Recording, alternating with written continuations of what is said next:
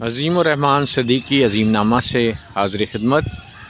یہ دیکھیں جی ایک پارک ہے، اور پارک آج کل اللہ تعالیٰ کی نعمت ہے۔ اس میں دیکھیں کہ مرغیاں پھر رہی ہیں، اور جناب لوگوں نے اپنے کپڑے وغیرہ بھی یہاں پہ ہینگ کیے ہوئے ہیں۔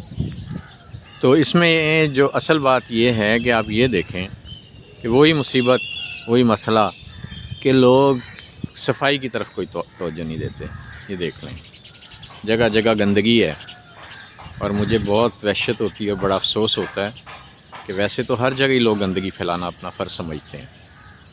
اس پارک کو جو کم از کم 50 گھر ہیں جن کے لیے ایک نعمت کی حیثیت رکھتا ہے یہ، لیکن یہاں پہ بھی دیکھ لیں کہ لوگوں نے جناب گندگی پھیلائی ہوئی ہے جگہ جگہ، اور اس خوبصورت باغ کو انہوں نے جناب اینٹیں، روڑے، گندگی پھینک کے خراب کیا ہوا ہے۔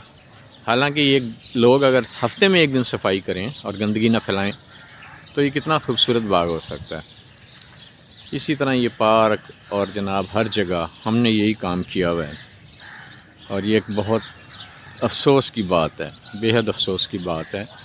اور ہمیں اپنے پیارے نبی کریم صلی اللہ علیہ وسلم کا یہ قول یاد رکھنا چاہیے۔ آپ کا فرمان مبارک ہے کہ صفائی نصف ایمان ہے، لیکن ہم صفائی کی طرف کیا توجہ دیں؟